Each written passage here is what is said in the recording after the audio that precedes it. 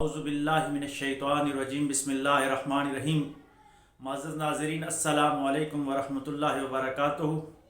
تصوف کی سیریز میں آج ہم تصوف کے سلاسل کا باہم ربط کے حوالے سے بات کریں گے کہ تصوف کے سلسلوں کا آپس میں کیا تعلق ہے۔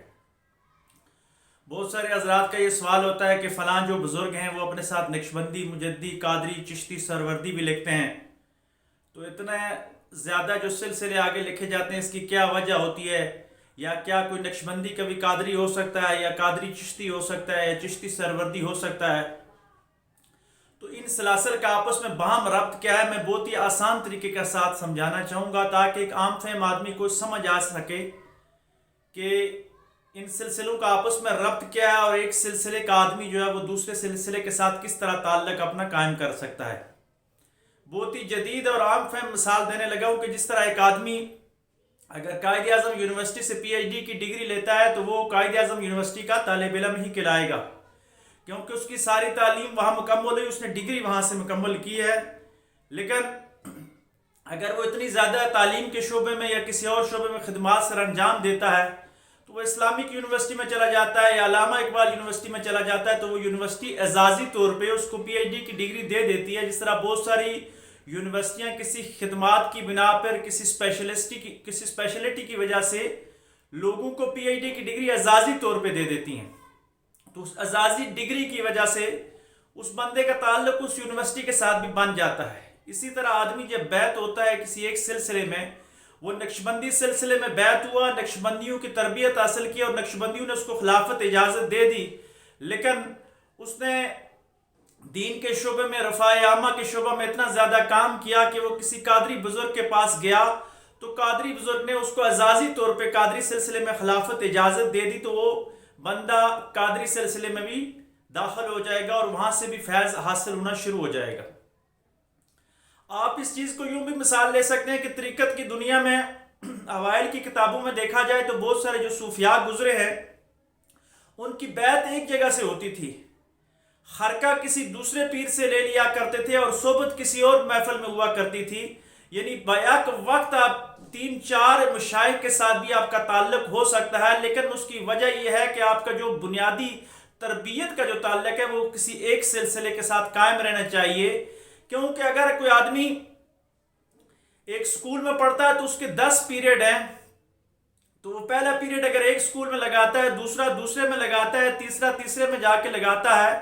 تو سال کے بعد جب امتحان کا وقت آئے گا تو اس کا امتحان کسی ایک جگہ پہ بھی مکمل نہیں ہوگا اور اس کا نتیجہ نہیں آئے گا، اس کو ڈگری نہیں ملے گی۔ یعنی وہ علم تو سیکھ جائے گا لیکن اس کے پاس سند نہیں ہوگی، اور تصوف میں بھی سند کو بڑی اہم حیثیت حاصل ہے کہ کسی ایک صوفی کے پاس بیٹھ کے، کسی ایک خانقاہ میں بیٹھ کے آپ دین کے ظاہر و باطن کے تمام علوم کو سیکھیں، اور جب وہ شیخ جو صاحب طریقت آدمی ہے وہ دیکھ لے کہ یہ بندہ اس مقام تک پہنچ گیا ہے کہ یہ تقویٰ و طہارت کے اعلیٰ مقام تک پہنچ گیا ہے، وقت اور حالات کے مطابق یہ لوگوں کو دین اسلام سے روشناس کروا سکتا ہے، تو وہ اس کو سند خلافت دیتے ہیں۔ جب سند خلافت مل جاتی ہے تو اس کے پاس طریقت کے علم کی ایک سند ہوتی ہے۔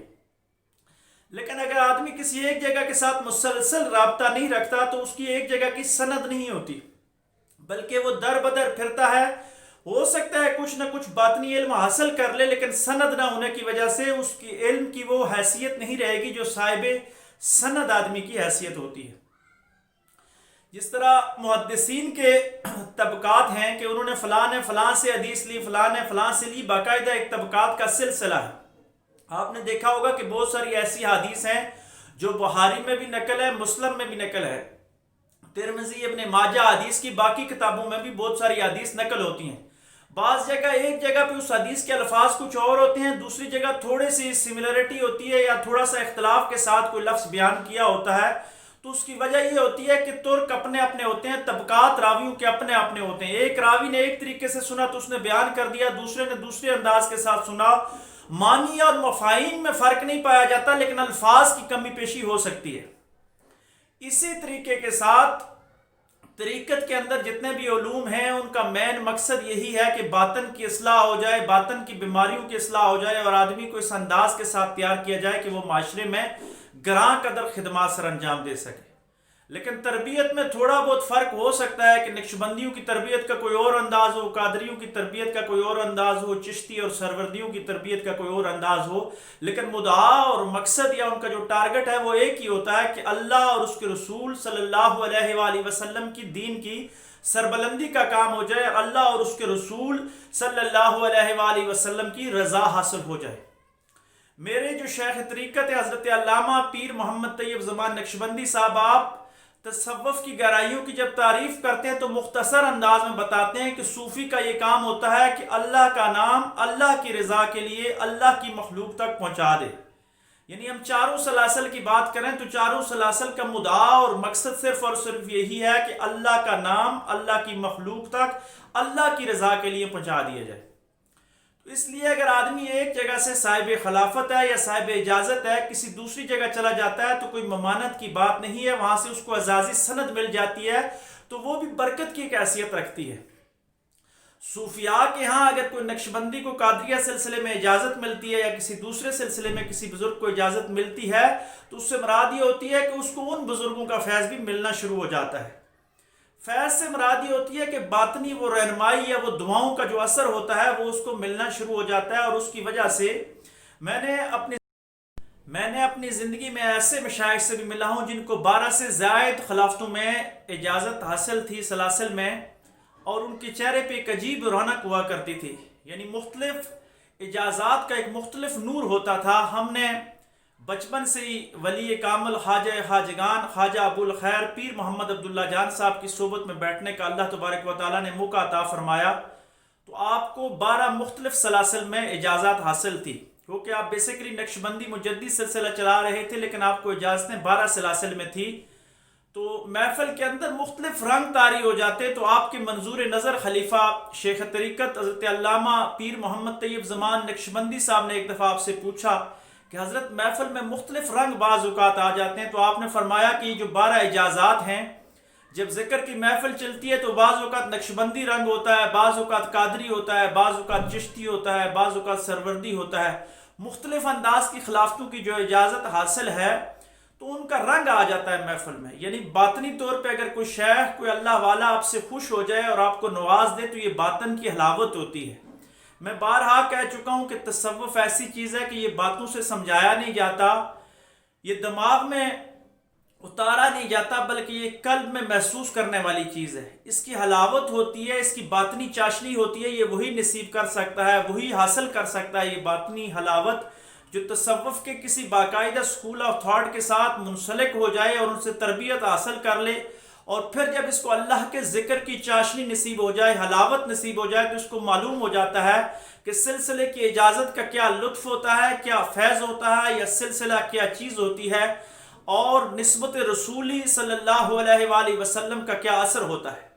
کیونکہ نقشبندی ہوں، قادری ہوں، چشتی ہوں یا سروردی ہوں، ان سب کی جو نسبت کا منبع ہے وہ نسبت رسولی ہے، یعنی رسول اللہ صلی اللہ علیہ وآلہ وسلم کا لایا ہوا وہ دین متین، جس کی باطنی امراض کی نشاندہی رسول اللہ صلی اللہ علیہ وآلہ وسلم نے کی کہ انسان کے اندر یہ باطنی بیماریاں ہیں، غیبت ہے، جھوٹ ہے، چغلی ہے، چوری ہے، تکبر ہے، عجب ہے، ریاکاری ہے۔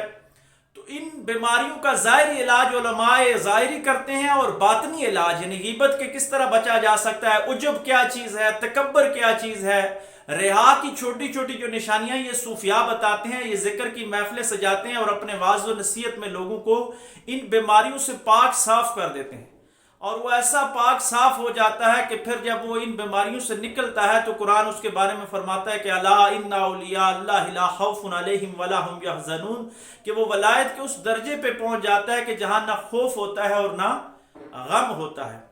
تو تصوف کے سلاسل کا آپس میں گہرا ربط ہے، اور اس ربط کی بیسک وجہ صرف اور صرف یہی ہے کہ ان کی منبع اور جو ان کا مرکز ہے وہ رسول اللہ صلی اللہ علیہ وآلہ وسلم کی ذات والا صفات ہے۔ تو کسی کو غلط فہمی نہیں ہونی چاہیے کہ کوئی نقشبندی، قادری، چشتی، سروردی الگ الگ چیزیں ہیں، بلکہ یہ ایک ہی چیز ہے، ان کے مدعا اور مقصد ایک ہی ہے۔ کہیں بھی کسی بھی صوفی کے ساتھ، کامل صوفی جو حضور علیہ الصلوۃ والسلام کی شریعت کے مطابق زندگی گزارنے والا ہو، حضور علیہ الصلوۃ والسلام کے دین کا علم جاننے والا ہو، دین کی جزیات کو سمجھنے والا ہو، تو اس کے ساتھ بیٹھا جائے، اس سے دین کو سیکھا جائے۔ جب آپ اس سے دین کو سیکھیں گے تو آپ کی زندگیوں میں خیر و برکت آ جائے گی، دنیاوی طور پہ بھی آسانیاں آئیں گی اور آخروی زندگی آپ کی بہتر ہو جائے گی، آخرت آپ کی اچھی ہو جائے گی۔ اللہ تبارک و تعالی ہمیں صوفیاء کے ساتھ صحیح صحبت اختیار کرنے کی توفیق عطا فرمائے، اور ہم سے ایسا کام لے لے کہ اللہ اور اس کا رسول صلی اللہ علیہ وآلہ وسلم ہم سے راضی ہو جائے۔ وآخر دعوانا ان الحمد للہ رب العالمین۔